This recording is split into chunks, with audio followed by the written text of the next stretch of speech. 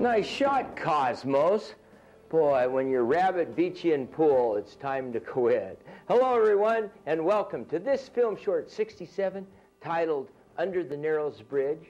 I'm your host, the Doc, the Ghost Net guy. Of course, Cosmos, your buck bunny that just won the game. He's my pool playing, fish catching partner.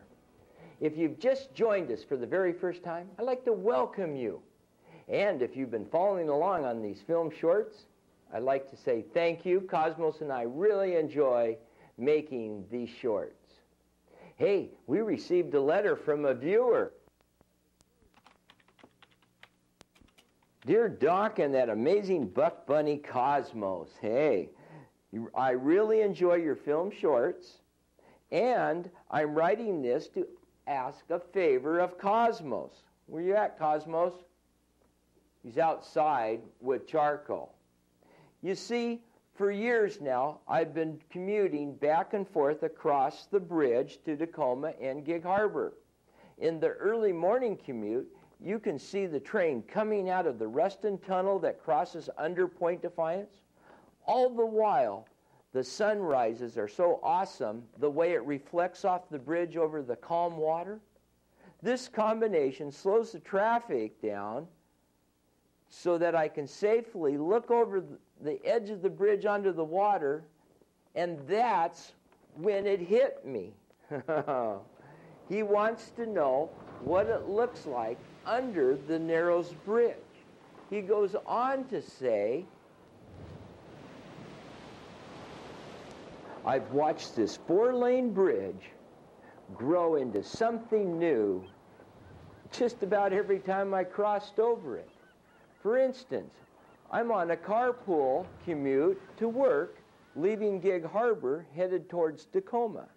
As I sit in the passenger seat, our traffic slows down as always, and I look off to the right, and I'm seeing a barge setting these anchors with huge cables in a particular location, and later to find out that that's the new foundation.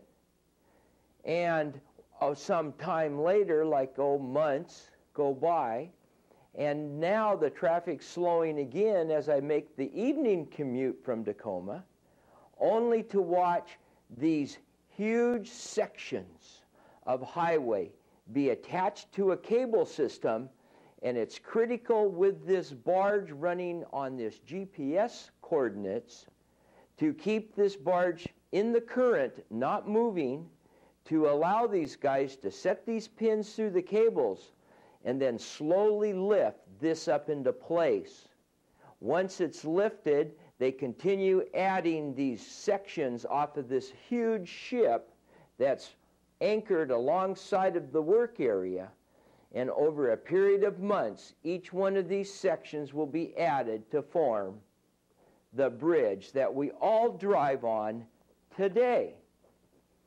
So Craig, I'm going to find Cosmos. I know he's outside. Charcoal, maybe I can get him to get on his CB and call Cosmos up. But let's see if we can't find the guy and look into his left eye. Progress. And let's look at the seafloor along and under the Narrows Bridge. Looking towards the west to Gig Harbor, this is the direction we're going to drift today. We're going to start out in about 60 feet of water. The first thing that we see as we get down to the seafloor is that there's a lot of heavy, big boulders, lots of rock, and substrate in here would be gravel. Now there's a dogfish, a little bit of some kelp. Now this is cool. We're down in 90 feet of water. You see these big rocks and boulders? You see that cement line? That's what it is. It's a cement line there. And that is the original foundation to the Galloping Gertie. It's amazing. This is a cement block. And you know how they say it goes right into the seafloor? Well, this is where it meets the seafloor. You're looking at the actual part of it. And as we come up 40 feet, wow, we're at the top, and it's approximately 20 feet wide by 20 feet. And it's just a pillar out here into the water, starting in about 80 feet of water. Isn't that amazing? The old pillar to the Galloping Gertie. Now if we jump back down, you can see part of the original bridge. Remember, we're drifting towards Gig Harbor to the west. And right now, we're in 90 feet of water. See the gravel in here, a lot of rock? We tried to hit this at a real slack tide so we don't run into a lot of current. We want to get the best shot that we can of this.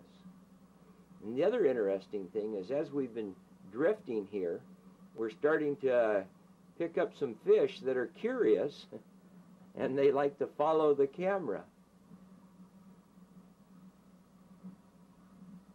See that right there? Aren't they cool? See, look at the structure in here that's lying on the bottom. A lot of this is old cement that has broken up and it's now habitat. So that's a good thing. What amazed me is how these fish kind of are all white. They match their environment. It's incredible how the fish have adapted. Now we're looking at the way that the bridge broke up with the cement, and I was shocked on how narrow it was. You can see it's like a piano with the keyboard all broken up, and it's just laying all the way towards Gig Harbor on our drift. This is an invasive species called the piddock, and remember, when you're out on the water, I want you to be safe and wear your life jacket, and that's our next drift on an upcoming YouTube. Bye-bye.